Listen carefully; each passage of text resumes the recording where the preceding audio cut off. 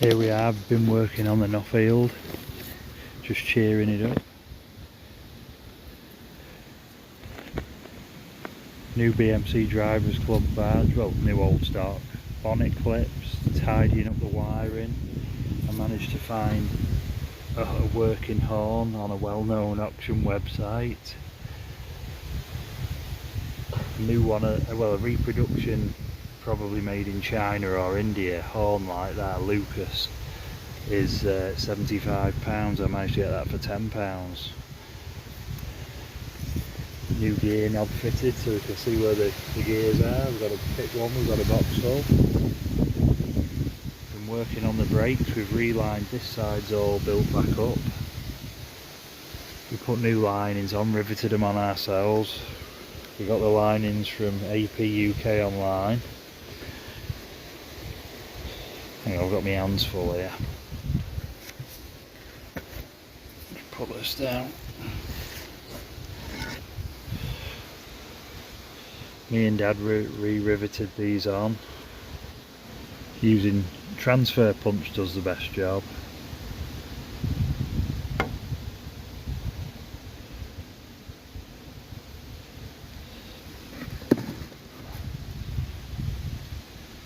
If you can make it out.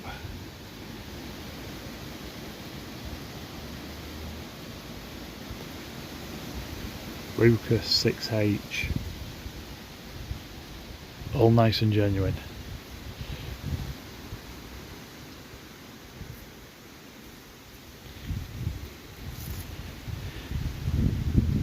Can't ask for much nicer than that.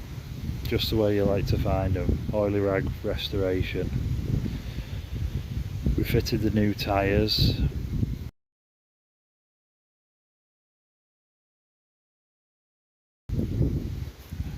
We went with Alliance. She's got Goodyear diamond tread. They're oversized actually, them 750/16. I think they were 600/16 standard, but this tractor is a bit different. When I first seen it I thought there's something about this tractor. All the 1060s I've seen have had the later type back wheels with the adjustable outer centre. This has got the the early M4 type adjustable sliding axles, and I thought, is it an old M4 with a 1060 front end bolted on, or what? Is it a mishmash? But anyway, upon closer inspection she's got the disc brakes which only 1060s had. The casting dates are alright. I've just got it registered for the road. Turns out she's 1966. Now, something I noticed was the pre-cleaner. That's longer than usual and it's been chopped down, and that's what sparked me curiosity. And I've since got an original brochure showing the 1060 and 1042 3-cylinder variant, and the export models for standard equipment had the front axle support A-frame,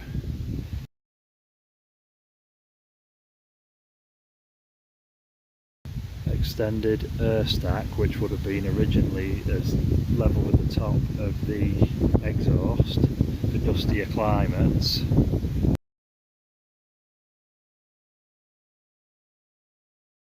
and also the old style sliding hub axle was standard on it on export models, but optional extra on home market ones.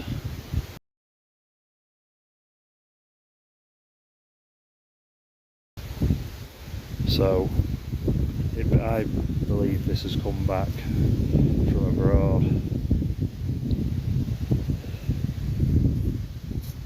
I've put new lights and rubbers in this light. Unfortunately the light on the other side's gone missing somewhere along the line. This light's a reproduction, but it's the correct style.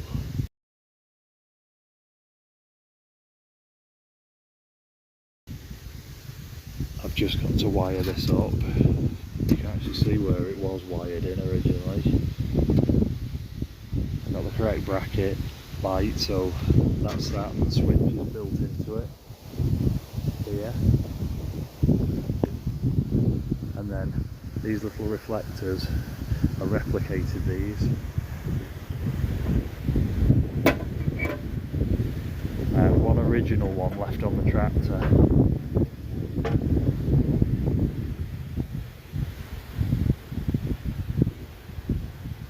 And I bought these reflectors years ago for our 460 in error, because they're a lot smaller on a 460 than a 1060. So I made the brackets, just got a bit of steel, rounded it off, drilled the holes, folded it, had to give it a bit of paint just because there was no paint on it.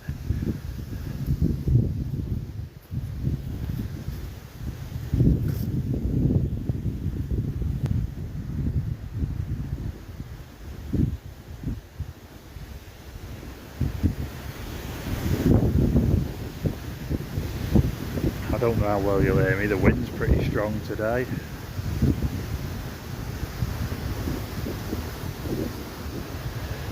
But that's where we're up to with the 1060.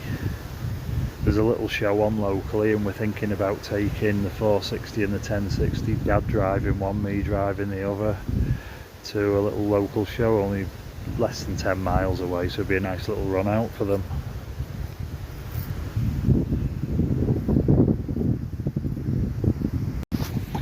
Looking at this side of the tractor,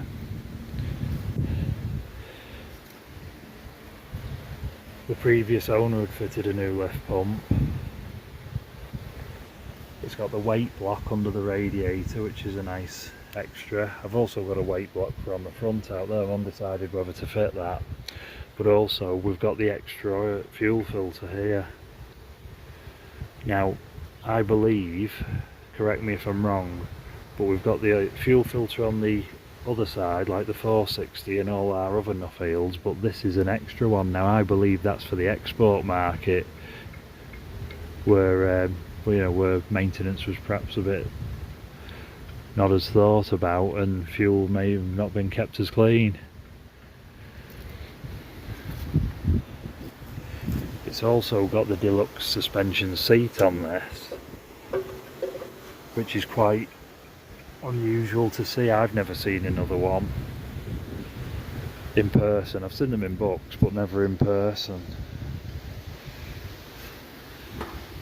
Just little things that finish it off, like the new bonnet catches. I've got some new Nuffield 1060 badges. I'm just a bit undecided whether to put them on or not, because they'll be too immaculate against this original paintwork. It's such in good order, it's a shame to mess it about. But going off the brochure, I've positioned the badges where they look to be in the brochure.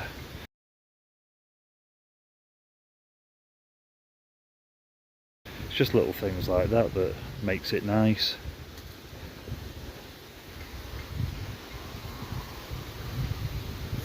As I say, that's the standard place for the fuel filter there, just above the injection pump, above the timing case.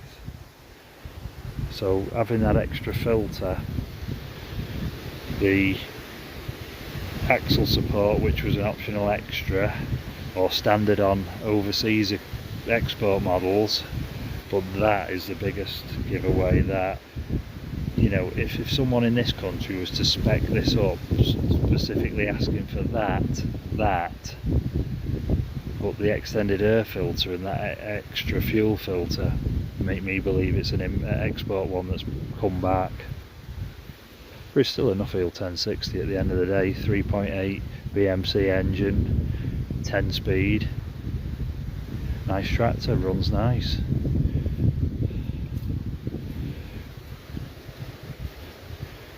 The gear oil is as nice as you could ask for. They're usually all milky in these.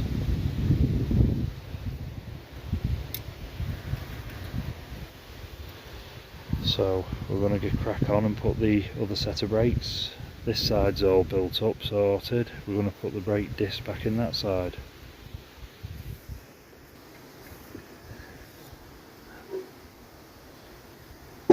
Okay, we'll just give you a little shot of what's in there.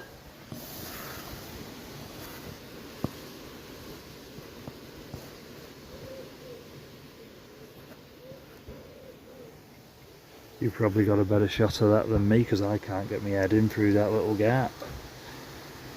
Anyway, refaced, all riveted on. How these work is, just get it lined in, there's one in. The back face of this casting is a braking surface. Then, your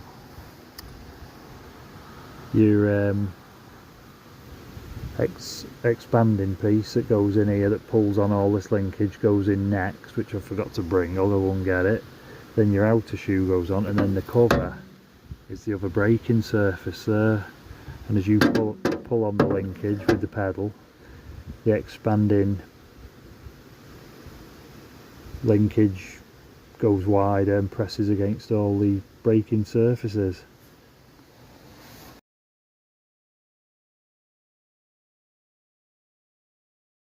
Okay, take two. I've been and got the brake actuator. There's balls in the middle of that, and as this linkage is pulled, it rides up on them balls and expands, so this grows wider, thus pushing on either one of them brake friction material surfaces and then against the outer castings. I'm going to try and put this in. It's quite difficult holding the phone. Really you need two hands because you have to get that rubber grommet lined up as well.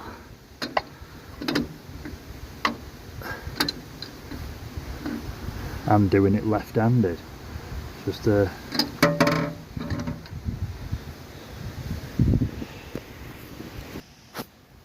okay, we've got it in.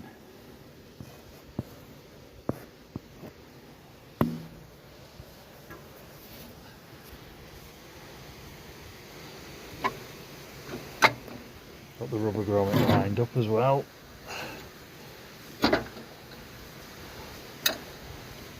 I think. Yep, there's the rubber grommet in.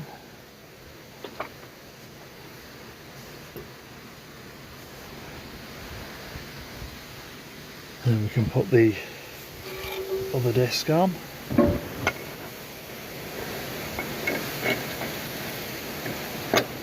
It's only that wind that's keeping the rain away. So we've got a disc, an expander or an actuator, and then the outer disc.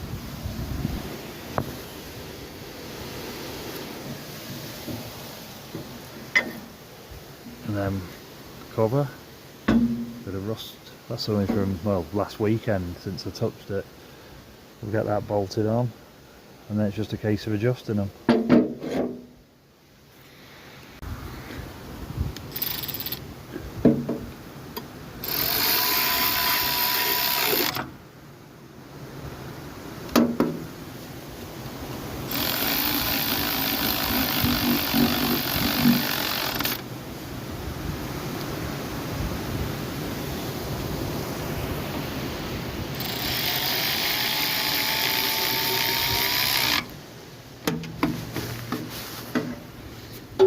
Not that much space really to do this. Thank goodness for power tools.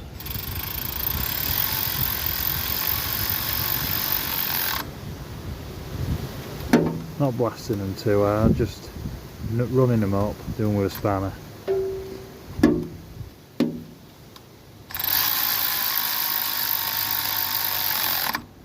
They're only UNF fine thread, they'll soon strip.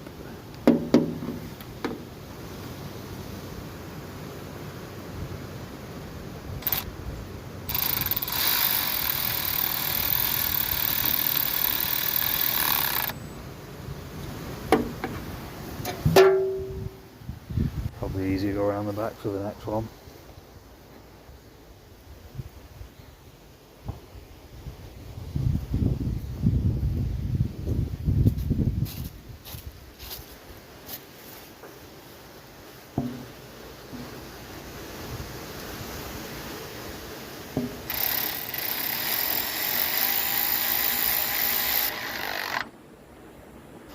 There we go. I'll finish them off with a spanner.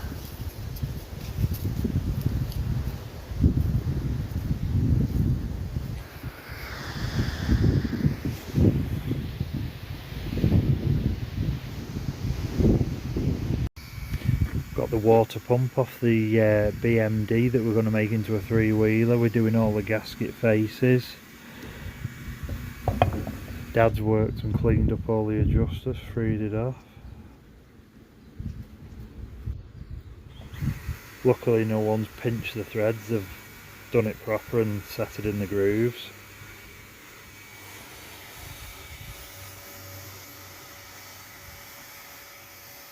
Happy at his work.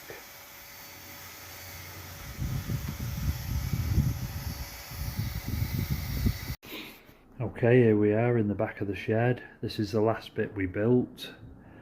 Probably about 5 or 6 years ago now. That's the Gardner room there. We've got no lights on at the minute. I'm working by a head torch. There's the 2 Boulton and Pauls on the concrete plinths. 1928, that one.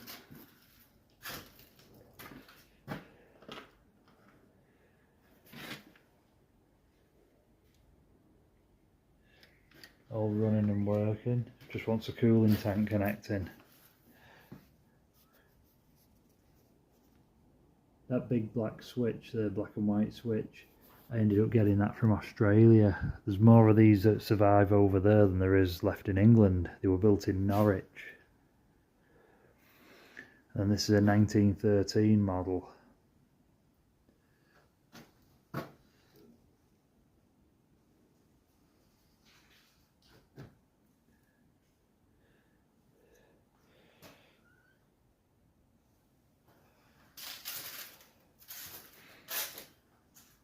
Exhaust wrapped in heat wrap, radiator cooled, this one.